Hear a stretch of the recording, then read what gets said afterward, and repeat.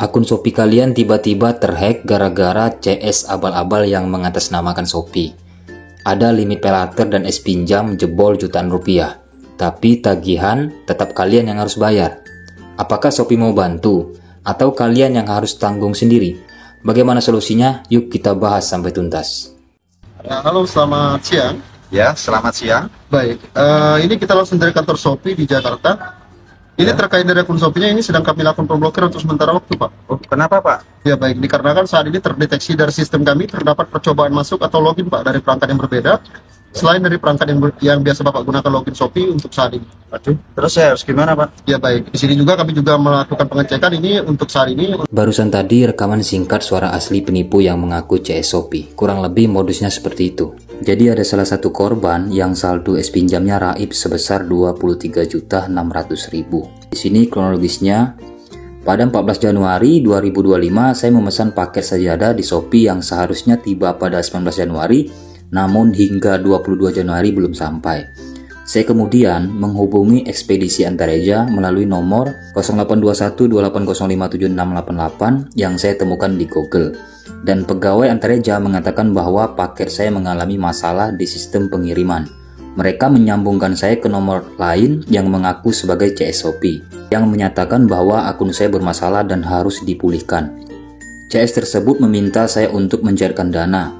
Ya, si oknum penipu tersebut meminta korban ini mencairkan dana es pinjam sebesar 23.600.000. Saya diarahkan untuk mengirimkan dana dari Brimo ke nomor Beriva untuk menghindari tagihan pinjaman setelah transfer. Jadi modus penipuan itu menyuruh korban agar mengembalikan uang yang telah ditransfer atau dicairkan agar tidak ada tagihan. Seperti itu dalihnya ya untuk menipu. Nomor Beriva ini sangat sulit dilacak karena mereka membuat akun toko fake. Saldo es pinjam saya tetap kosong dan saya diminta untuk mengunduh aplikasi Ada Kami. Saya melaporkan kejadian ini ke Shopee dan akun saya diblokir. Sementara untuk menghindari penipuan yang lain.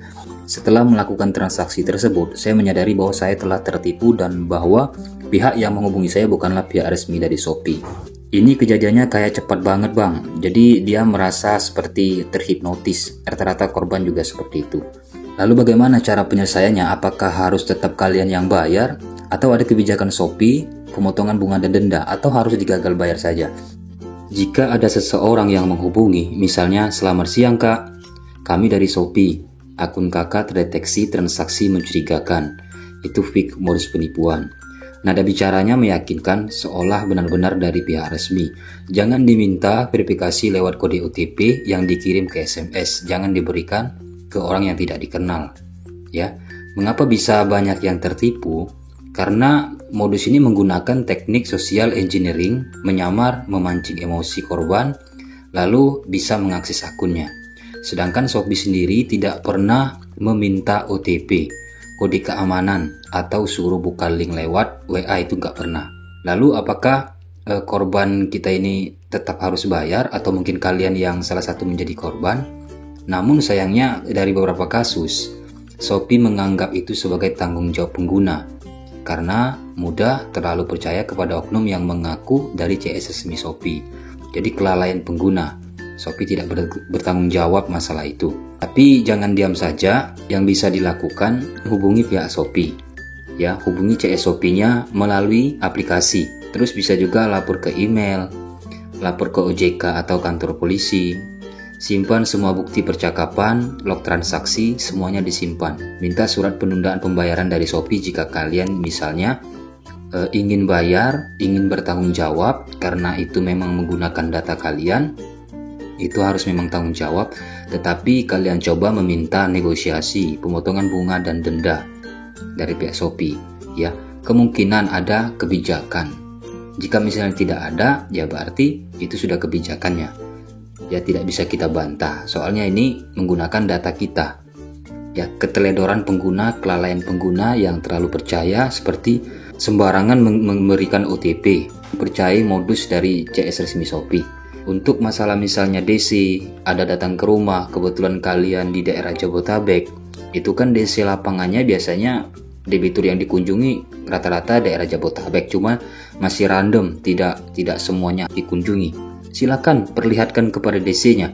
Kalian pernah tertipu sama modus ini Silahkan lihatkan buktinya, kronologis kasusnya seperti apa dari awal sampai akhir diceritakan. Dan jika misalnya memang kalian tidak mau bayar, karena rata-rata pengguna memang saya melihat nggak mau bayar, biarin saja jika memutuskan nggak mau bayar. Kembali lagi ke diri masing-masing jika mau gagal bayar. Apalagi sampai puluhan juta. Contoh yang terjadi pada yang saya ceritakan ini, 23.600.000 itu per bulannya sudah 1 juta lebih selama beberapa tahun. Oke, mungkin itu saja yang bisa saya solusikan. Dan kalian jika merasa akunnya ada yang misalnya janggal, ya kira-kira langsung saja diubah passwordnya atau amankan emailnya. Share video ini ke grup keluarga atau teman kalian supaya mereka nggak jadi korban berikutnya.